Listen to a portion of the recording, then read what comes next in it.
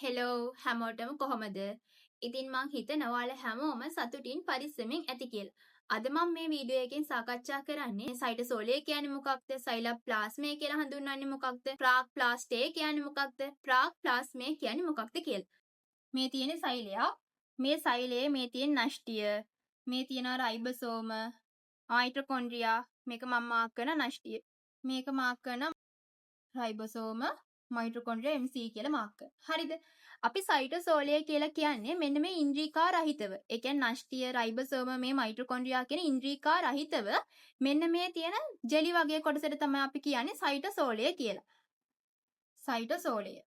මෙන්න මේ ජෙලි වගේ තියෙන මේ සෛලයේ ඉන්ද්‍රිකා රහිත මේ ජෙලි වගේ තියෙන කොටසට විතරයි අපි කියන්නේ සයිටෝසෝලිය කියලා. හරිද? රයිබෝසෝම, මයිටොකොන්ඩ්‍රියා වගේ දේවල් අපි පොදුවේ මාක් කරන ඉන්ද්‍රිකා කියලා. මෙන්න මේ සයිටෝසෝලයට ඉන්ද්‍රිකා එකතු වුණාට පස්සේ අපි කියනවා සයිලෝප්ලාස්මය කියලා. එතකොට ඔයාලා හොඳට මතක තියාගන්න සයිලෝප්ලාස්මයට නෂ්ටිය අයිති වෙන්නේ නැහැ. සයිලෝප්ලාස්මය සමානයි සයිටෝසෝලය ධන ඉන්ද්‍රිකා. සයිටෝසෝලයට මෙන්න මේකේ ඉන්ද්‍රිකා ටික එකතු වුණාම තමයි අපි කියන්නේ සයිලෝප්ලාස්මය කියලා. එතකොට සයිලෝප්ලාස්මයට නෂ්ටිය කියන එක කෙනා අයිති වෙන්නේ නැහැ. හරිද? ඔන්න සයිටෝසෝලයයි සයිලෝප්ලාස්මය කියන දෙන්නගේ වෙනස්කම් දෙක. ඊළඟට අපි බලමු ප්‍රාග්ප්ලාස්මය කියලා කියන්නේ මොකක්ද කියලා. ප්‍රාග්ප්ලාස්මය කියලා කියන්නේ මෙන්න මේ සයිලෝප්ලාස්මයට නෂ්ටිය එකතු වුණාට පස්සේ තමයි අපි කියන්නේ ප්‍රාග්ප්ලාස්මය කියලා. සයිලෝප්ලාස්මය ධන නෂ්ටිය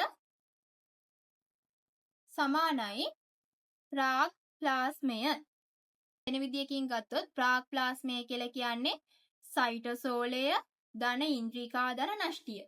හරිද? එහෙම කියන්නත් පුළුවන්. සයිටෝසෝලයයි ඉන්ද්‍රිකාවලයි නෂ්ටියගේ එකතුව තමයි අපි හඳුන්වන්නේ ප්‍රාග්ප්ලාස්මය කියලා. නමුත් මෙතන අපි දාලා තියෙන සයිලෝප්ලාස්මය ධන නෂ්ටිය. සයිලෝප්ලාස්මය ඇතුලේ සයිටෝසෝලය ඉන්ද්‍රිකයි තියෙනවා. එතකොට හරිනේ. ඒ ටිකේ ඒ තුන්දෙනාගේ එකතුව තමයි අපි හඳුන්වන්නේ ප්‍රාග්ප්ලාස්මය කියලා. මේ රූප සටහනේ මට තව එක දෙයක් නම් කරන්න අමතකුණා. ඒ තමයි ප්ලාස්ම පටලය. එතකොට අපි බලමු ප්‍රාග්ප්ලාස්ටේ කියලා කියන්නේ මොකක්ද කියලා. ප්‍රාග්ප්ලාස්මය ධන ප්ලාස්ම පටලය අපි හඳුන්වන්නේ ප්‍රාග්ප්ලාස්ටය කියලා.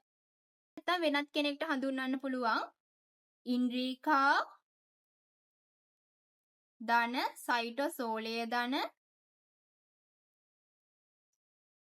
නෂ්ටිය ධන ප්ලාස්ම පටලය සමානයි ප්‍රාග්ප්ලාස්ටය කියලා. ඉන්ද්‍රිකයි සයිටෝසෝලය එකතු වුණාම සයිලෝප්ලාස්මය හැදෙනවා. සයිලෝප්ලාස්මය නෂ්ටිය ධන ප්ලාස්ම පටලය කියලා අපිට හඳුන්වන්න පුළුවන්. ඔන්න ඒ විදිහට අපිට සයිටෝසෝලය, සයිලෝප්ලාස්මය, ප්‍රාග්ප්ලාස්ටය, ප්‍රාග්ප්ලාස්මය කියන හතර දෙනාට නිර්වචන දෙන්න පුළුවන්. මේ වීඩියෝ එකත් ඔයාලට වැදගත් වෙනවා කියලා හිතෙනවා නම් ඔයාලගේ යාළුවන්ට බලන්න ෂෙයා කරන්න අමතක කරන්නත් එපා. ආයෙත් මේ වගේ අලුත් වීඩියෝ එකකින් හමු වෙමු. ගිහින් එන්න. බයි.